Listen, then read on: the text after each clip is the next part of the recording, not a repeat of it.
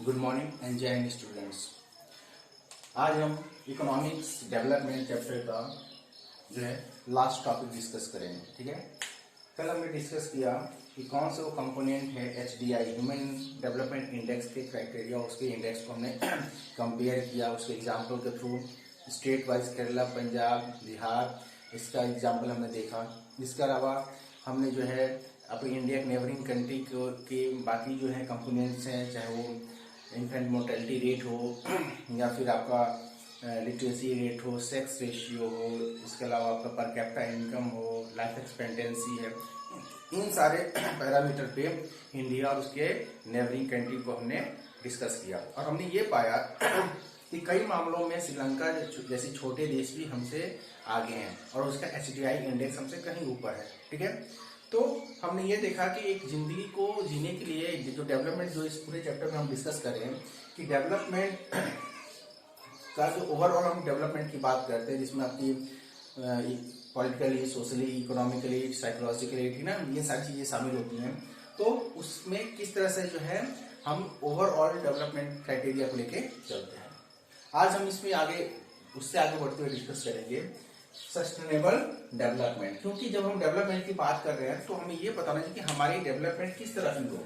Sustainable development and quality of life, क्योंकि development का कोई मतलब नहीं है कि अगर हम उसको क्वालिटीफुल लाइफ हम इंजॉय ना करें।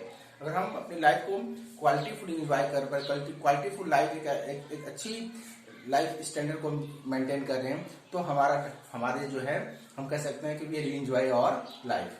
ठीक है, तो सस्टेनेबल डेवलपमेंट ऑलरेडी हम डिस्कस कर चुके हैं, इसके पहले भी फिर एक बार करते हैं। What is sustainable development? Sustainable development is the process to develop our present generation, ठीक ना, and also the future generation without harming the environment, ठीक ना। या it is the process to develop ourselves to use the resources such a way that we can satisfy our needs, and the same way we can save these resources for our coming generation, ठीक ना, कि हम resources को use करें। और उसमें हमने पढ़ा था कि उसमें डेफिनेशन पढ़ा था पहले चैप्टर में क्या, कि रिसोर्सेज को इस तरह से यूज करें कि हम अपने नीड को सेटिस्फाई करें तो करें, आने वाले फ्यूचर के लिए बचाए, ठीक ना। लेकिन उससे एक कदम बढ़ते हुए हम और इसमें कह सकते हैं कि हम रिसोर्सेज को इस तरह से यूज करें कि हम अपने लिए भी यूज करें, कमिंग फ्यूचर के लिए भी यूज करें, और साथ ही साथ फ्यूचर के लिए बचाएं और कम से कम जो है एनवायरनमेंट को नुकसान पहुंचे। That is called sustainable development. और इससे क्या होगा, जब हम सस्टेनेबल डेवलपमेंट प्रोसेस में जाएंगे, जो नया कॉन्सेप्ट आया कहाँ है, 1992 जेनेवा कॉन्वेंस में, ठीक है, जहां पे जेनेवा में जाके अर्थ समिट हुआ, तो वहां पे हमने रियो डी जेनेरियो ब्राजील में हुआ था, डिस्कस हमने किया agenda 21। Okay, just a minute. ठीक है, तो अब हम बात करेंगे कि ये जो सस्टेनेबल डेवलपमेंट है, इसके जो कंपोनेंट्स हैं, कौन से वो कदम हैं, कौन से वो क्राइटेरिया है जिनको हम फॉलो करके हम इस सस्टेनेबल डेवलपमेंट, उस चैप्टर में हमको सस्टेनेबल डेवलपमेंट की बात की थी, इसमें हम बात करेंगे कि वो कौन से तरीके हैं, कौन से क्राइटेरिया हैं, कौन से वो रास्ते हैं जिसके तहत हम सस्टेनेबल डेवलपमेंट को अचीव कर सकते हैं। उसमें है फीचर्स ऑफ सस्टेनेबल डेवलपमेंट, ठीक है ना, कि वो कौन से फीचर्स हैं। पहला इसमें efficient use of natural resources. यहाँ पर ओवर यूज नहीं है, नॉट, यहाँ पर ओवर यूज नहीं है, ये यूज नहीं है, है ना। एफिशिएंट यानी कि जितना ज्यादा हो सके। एफिशिएंट का मतलब हो गया कि जितना ज्यादा हम उन चीजों का यूज कर सके, रिसोर्सेज का। लेकिन एफिशिएंट पॉजिटिव सेंस में आता है। पॉजिटिव सेंस का मतलब हो गया कि इसमें हम इसको ओवर यूज नहीं करेंगे, है ना, हम उसको डिस्ट्रॉय रिसोर्सेज को नहीं करेंगे। तो ये कह रहा है कि efficient use of natural resources, कि whatever the natural resources are available on the earth, we have right, ठीक है, to use those resources, but how efficiently, by the making the plan बना के, ठीक ना, अपनी जरूरत के हिसाब से, जितनी हमें जरूरत है, ठीक ना, और इस तरह की टेक्नोलॉजी का एडवांसमेंट करें, इस तरह की टेक्नोलॉजी लाएं कि कम से कम आपके रिसोर्सेज में हम ज्यादा उसका यूटिलाइजेशन कर सके। तो इसको हम कहते हैं कि एफिशिएंट यूज। जैसे अब इसके एग्जाम्पल के तरफ में आपको दूं कि पहले की जो गाड़ियां होती थी पेट्रोल, डीजल, इन सारी चीजों पे चला करते थे, ठीक है ना। तो या फिर रेलवे आप देख लो कोयले भी चला करती थी, फिर ना स्टीम भी चला करता था। उस स्टीम को तैयार करने के लिए या फिर कोल को जो एनर्जी जनरेट होती थी उसको कहते बहुत बड़ी कोल जो लगती थी, बहुत ज्यादा संख्या में लगती थी, है ना। जैसे आप एक बाइक का एग्जाम्पल ले लो, छोटा सा एग्जाम्पल आपको देता हूँ, थोड़ा कॉम्प्लिकेटेड हो जाएगा। कि अगर आपको पहले की बाइक का अगर एवरेज आप देखें, ठीक ना, तो क्या था पहले की बाइक्स की जो एवरेज थी वो 30, 32, 50, 15, 20 बुलेट की क्या एवरेज थी 10, 12, 15। आज जो बुलेट आ रही है उनकी एवरेज क्या है 40, 50 है। यानी कि क्या एवरेज बढ़ाई जा रही हो। कैसे पॉसिबल है? पेट्रोल तो वही है, पेट्रोल की, ठीक ना, लेकिन अब क्या हो रहा है कि अब जो टेक्नोलॉजी आई है उस टेक्नोलॉजी की वजह से हम कम रिसोर्स यूज करके ज्यादा दूरी तक हम जा सकते हैं। पेट्रोल हमारा बच रहा है। पहले हम 1 लीटर पेट्रोल में 30 किलोमीटर जाते थे, अब 1 लीटर पेट्रोल में हम 50 किलोमीटर जाते हैं। यानी कि अब 1 लीटर तेल अगर 30 किलोमीटर जाना है तो लगभग हम 700 ग्राम मिलीलीटर तेल में, 100 ग्राम मिलीलीटर तेल में हम जो है वहां पे पहुंच जाएंगे, ठीक है, ml में। तो कहीं ना कहीं जो है जो आपके रिसोर्सेज अवेलेबल हैं उन रिसोर्सेज का हमें एफिशिएंटली यूज करना है। Clear? Second, no reduction in the quality of life, no reduction in the quality of life of the future generation. जो हम बात करते हैं कि हमें रिसोर्सेज का इस तरह से यूज करना है कि हमें आने वाले जनरेशन को किसी भी तरह का जो है उनकी लाइफ की क्वालिटी में डिग्रेडेशन ना, गिरावट ना आए। ऐसा ना हो कि हम अपने रिसोर्सेज का इस तरह से ओवर यूटिलाइज कर लें कि हम तो सारे हम अच्छी से जिंदगी को जी ले, लेकिन हमारे आने वाले फ्यूचर, यानी हमारे फ्यूचर का हमारे बच्चे उस चीजों के लिए, जैसे फॉर एग्जांपल हम पानी को इतना ओवर यूटिलाइज कर रहे हैं, हम उसकी इस तरह से बर्बाद करें कि आने वाले जनरेशन को पानी खरीदना पड़ जाए, ठीक ना। हम इस तरह से इतना पोल्यूशन करते हैं अपनी गाड़ियों पे घूमने, जो हम कर रहे हैं इतना पोल्यूशन करते हैं कि आने वाली जनरेशन को हमें जो है ऑक्सीजन खरीदना पड़ जाए, ठीक ना। तो ऐसा नहीं करना हमें। जैसे कि बहुत सारे देशों में आप देख रहे हो कि जो एयर पॉल्यूशन को जैसे क्या हो रहा है, जैसे आपने दिल्ली में देख लो, बीजिंग शहर चाइना का देख लो, जहाँ पर ऑक्सीजन बिकता है, लोग मास्क पहन के चल रहे हैं, ठीक ना। तो कहीं ना कहीं इस तरह की लाइफ को हमें नहीं करना, हमें इस तरह के रिसोर्सेज को यूज नहीं करना है, ठीक है। तो हमें no reduction in the quality of, हमें कोई हक नहीं है कि हम अपने नीड्स को सेटिस्फाई करने के लिए अपने बच्चों की फ्यूचर से खिलवाड़ करें। हमारे बच्चे ही हमारे कमिंग जनरेशन है, तो कमिंग जनरेशन की क्वालिटी ऑफ लाइफ से कोई समझौता नहीं होना चाहिए, कोई भी रिडक्शन नहीं होना चाहिए। Clear? Next, no increase in the pollution. और ये पॉल्यूशन तो उसका एक पैरामीटर है कि पॉल्यूशन में हमें इंक्रीज नहीं करना है। हमें पॉल्यूशन इंक्रीज कैसे नहीं होगा भाई, हम गाड़ियों का तो यूज करेंगे ही, फैक्ट्रियां बैठेगी, मशीनें तो चलेंगी, तो पॉल्यूशन तो क्रिएट ही होगा, चाहे वो सॉइल पॉल्यूशन हो, चाहे नॉइज पॉल्यूशन हो, किसी भी तरह के जो पॉल्यूशन हम क्रिएट करते हैं, ठीक ना। तो जो भी, चाहे एयर पॉल्यूशन हो, तो जो भी पॉल्यूशन हम क्रिएट करते हैं उसके मेन कोर में कौन है? ह्यूमन बींग्स हैं। तो कहीं ना कहीं हमें या तो टेक्नोलॉजी एडवांसमेंट करनी होगी। जैसे पहले का आपने देखा होगा कि पहले की जो गाड़ियां चलती थी, जैसे ट्रेन का एग्जाम्पल, पहले कैसे थे, कोयले चलता था, धुआं निकलता था। आज इलेक्ट्रिसिटी से चलती है, धुआं नहीं निकलता है। यानी क्या हुआ, टेक्नोलॉजी ने उस एयर पोल्यूशन को रोका। तो इस तरह से बहुत सारी गाड़ियां आ रही हैं, आप देख रहे हो उसमें मैकेनिज्म ऐसे लगाए जा रहे हैं कि अब जो है आपका धुआं नहीं निकलता है, एयर पोल्यूशन कम होता है, ठीक ना। तो कहीं ना कहीं हम टेक्नोलॉजी को एडवांस करके हम जो है अपनी पॉल्यूशन को डिक्रीज कर सकते हैं। और इससे क्या होगा कि हमारा जो रिसोर्स होगा उसका ओवर यूटिलाइजेशन नहीं करा, और हमें आने वाली फ्यूचर जो है एक हेल्दी लाइफ सस्टेन कर पाएगी। तो हमें पॉल्यूशन को इंक्रीज नहीं करना है, कम से कम, यानी कि क्या करना है, हमें अपनी जरूरतों को, रिसोर्सेज को यूज करते हुए इस बात का ध्यान रखना है कि ज्यादा से ज्यादा पॉल्यूशन क्रिएट ना हो। क्लियर? इसके अलावा डज नॉट लिमिट डेवलपमेंट, इसका मतलब ये नहीं, correct, does not limit development, इसका मतलब ये नहीं कि हम रिसोर्सेज का यूज करना बंद कर दें। हम बोले कि नहीं, हम बाइक से नहीं चलेंगे क्योंकि हम बाइक पॉल्यूशन क्रिएट करते नहीं, हम बाइक से चलें, लेकिन बाइक का हम प्रॉपर यूज करें, ठीक ना, और उसका ओवर यूटिलाइजेशन ना करें। जैसे हमने देखा है कि थोड़े दूर भी जाना है तो हम बोलते हैं कि 100 कदम भी चलना है तो बाइक से जाते हैं, नहीं, जब जरूरत हो, जिसके लिए वो बना हुआ है उसके लिए हम उसका यूज करें, ठीक ना। तो कहीं ना कहीं जो है हम, इसका मतलब ये नहीं है कि हम अपने डेवलपमेंट को रोक दें, ठीक ना, हम रिसोर्सेज का यूज ना करें, बल्कि हम अपने डेवलपमेंट को जारी रखें, रिसोर्सेज का भी यूज करें, लेकिन कैसे करें? With the planning, sustainable development process के तहत, कि हम उसका मैक्सिमम यूज भी कर सकें और हम फ्यूचर के लिए, जनरेशन के लिए बचा भी सकते हैं और एनवायरनमेंट को कम से कम नुकसान पहुंचे। तो आज की टॉपिक में ये चीजें थी जो लास्ट आपका था। अब देखेंगे थोड़ा उसकी एग्जांपल हम लेंगे, ग्राउंड वाटर ऑफ इंडिया। अब देखिए ground water of India, water resource आपने पढ़ा होगा, ये वाटर रिसोर्स हम इसमें पढ़ेंगे कि दुनिया के लगभग आपको पता है कि पूरी दुनिया में जो पानी है उसका जो 0.75% पोर्टेबल वाटर है। पोर्टेबल वाटर पीने वाला पानी, यानी 100% में से केवल 0.75% पानी जो है वो पीने लायक है, जो कि अंडरग्राउंड वाटर और रिवर के और या लेक्स के फॉर्म में पाए जाते हैं। बाकी आपके 90 लगभग 99% 25 क्या है वो ओशियनिक पानी है, सीज वाटर है, या इस तरह का पानी पॉल्यूटेड पानी सैलाइन वाटर है जिसको हम यूज नहीं कर सकते। ठीक है, और अगर हम कर भी सकते हैं तो पूरी दुनिया उसका यूज नहीं कर सकती है।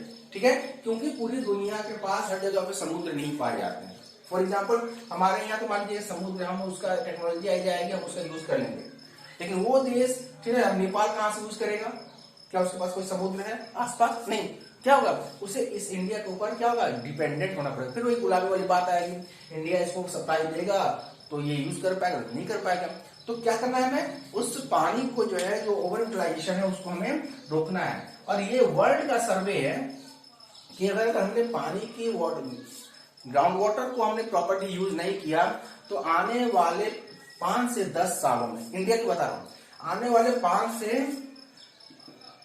10 ईयर्स में 1/3 ऑफ, है ना, 1/3 of, not 1/3 sorry 2/3 of states या एरिया कि हमारे ही देश के 2/3 क्षेत्र ऐसे होंगे जो वाटर स्कैरसिटी से जूझ रहे होंगे, पानी की समस्या से।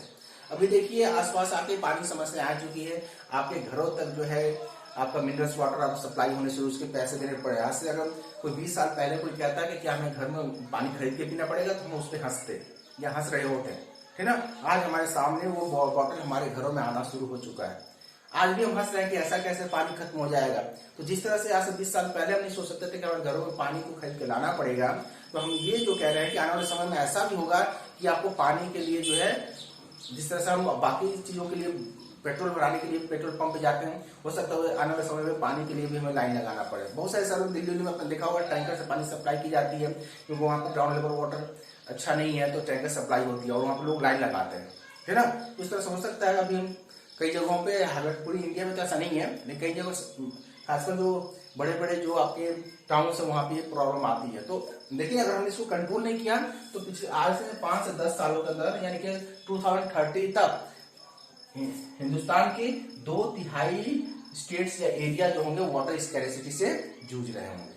ठीक है, तो इस बात का हमें ध्यान रखना। बाकी जो है वाटर स्कैरसिटी का जो आपका चैप्टर आएगा उसमें हम उसको हम जो है टेक्निकली एक्सप्लेन करेंगे, उसको समझेंगे। ठीक है, तो ये है आप कैसे, मैंने बताया कि किस तरह से हम उसको यूज करना है।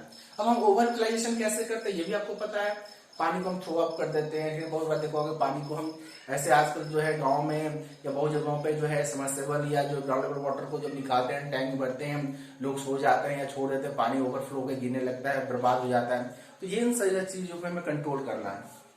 ठीक है, अगला जो है, अब इसमें हम एक चीज देखेंगे कि बॉडी मास इंडेक्स। ये आपके क्वेश्चन में हमेशा आपके चैप्टर में आता है, इसको याद रखिएगा। ये आपका 2 नंबर का क्वेश्चन जो है एग्जाम में 2 नंबर का क्वेश्चन आता है, body mass index, how to find out the body mass index.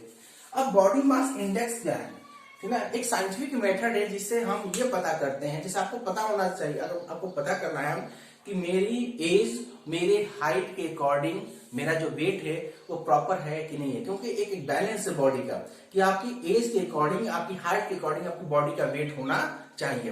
अगर आपका बॉडी का वेट आपकी एज या फिर आपकी हाइट से पार एबव है तो कहीं ना कहीं आपको बहुत सारी ऐसी बीमारी जैसे कि हाइपरटेंशन, ब्लड शुगर ना, शुगर सेल कहते हैं या आप जिसको डायबिटीज कहते हैं। इसके अलावा आप कह सकते हो जो बीपी, ब्लड प्रेशर जो कहते हैं, इन तरह की बीमारियां, हार्ट अटैक, ठीक ना, और भी बहुत सारी बीमारियां जो है आप उसके प्रोन हो जाते हैं, ठीक है, किडनी फेल्योर, ठीक ना, ये सारी चीज आ सकती है। तो सबसे पहले मैंने क्या किया कि बॉडी मास इंडेक्स एक चार्ट, एक साइंटिफिक मेथड है, ठीक ना, एक कैलकुलेशन मेथड है जिससे हम अपनी हेल्थ का सुपरविजन खुद कर सकते हैं, ठीक ना।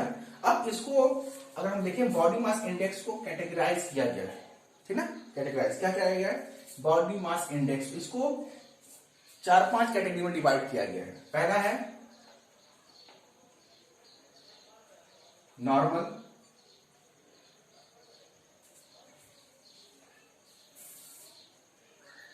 सॉरी, पहला है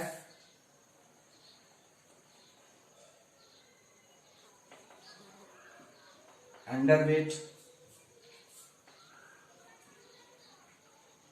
नॉर्मल,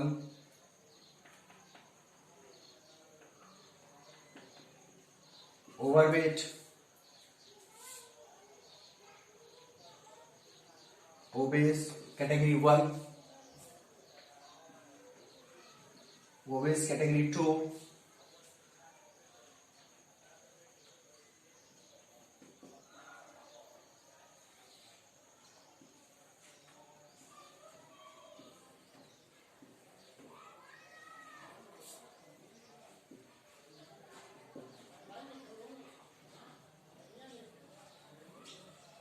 बॉडी मास चार्ट या body mass index, BMI chart index. Underweight, हमारा वेट हमारी हाइट के अकॉर्डिंग होना चाहिए, ठीक ना।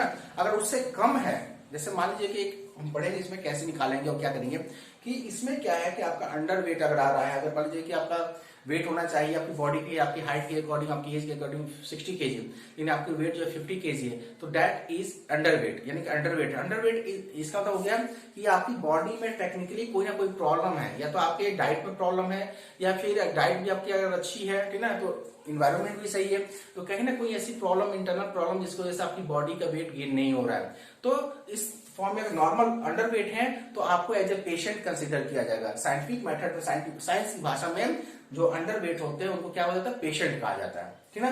तो अंडर वेट का क्या है कि अगर आपका बीएमआई 18.5 से कम आ रहा है, अगर आपका बीएमआई 18.5 से कम आ रहा है, ठीक ना, तो आपको कंसीडर किया जाएगा अंडर वेट। क्लियर। अब नॉर्मल वेट क्या है, अगर आपका बीएमआई 18.5 से लेके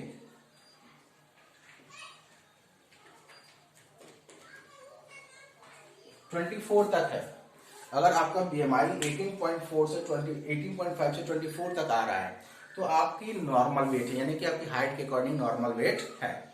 अगर आपका बॉडी वेट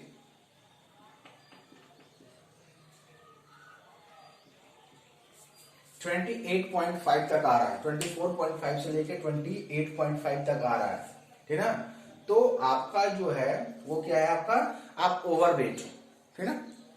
नॉर्मल वेट जो होना चाहिए, जो साइंटिफिक साइंस कहता है कि आपका जो बॉडी का वेट होना चाहिए अकॉर्डिंग टू हाइट, आपका नॉर्मल होना चाहिए। तो अगर आपका 28.5,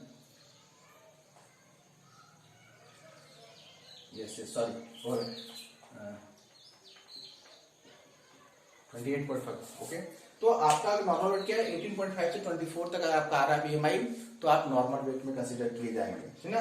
लेकिन अगर आपका 24.5 से और 28.5 तक आ रहा है, तो आप ओवरवेट कंसीडर किए जाएंगे।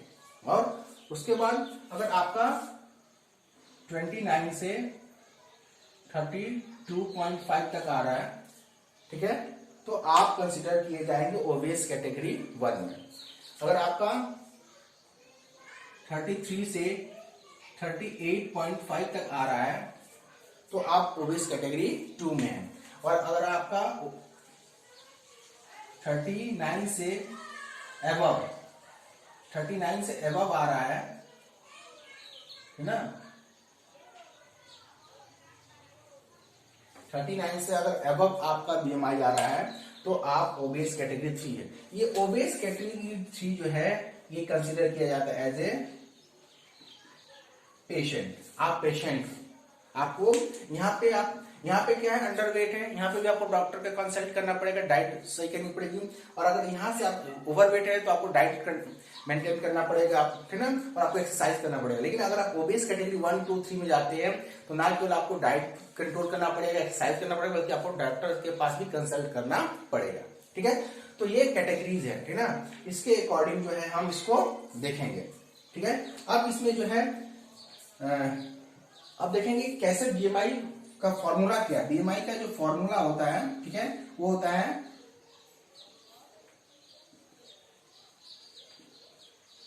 Wait in KG divided bye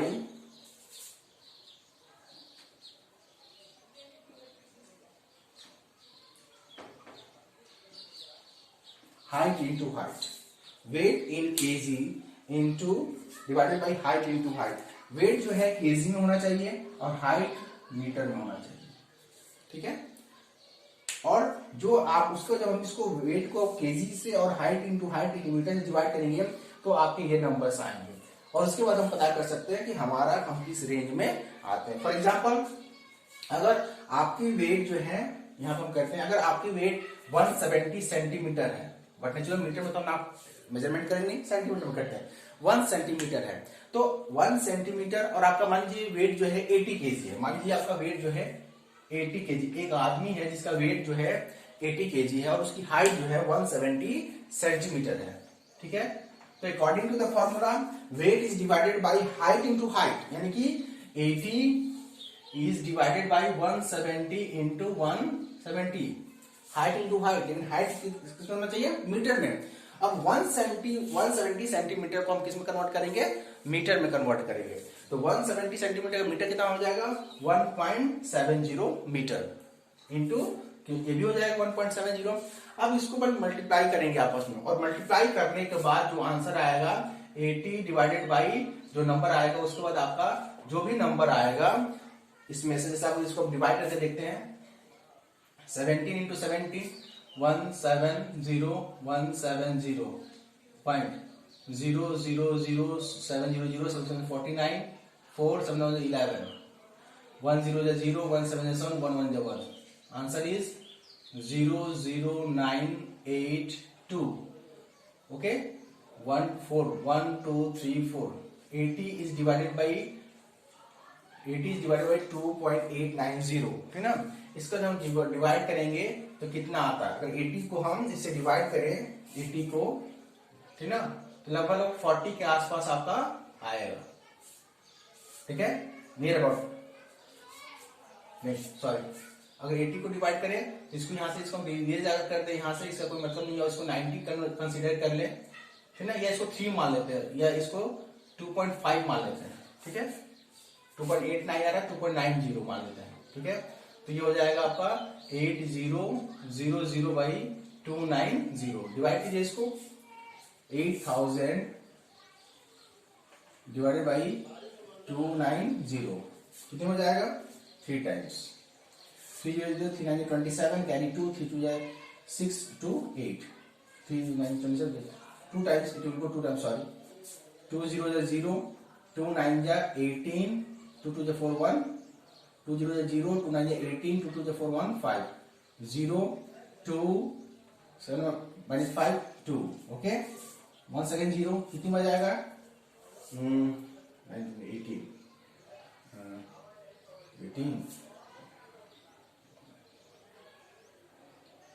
levels 7 times लेकर देखते हैं, 7 टाइम्स, 7 0 0, 7 9 63,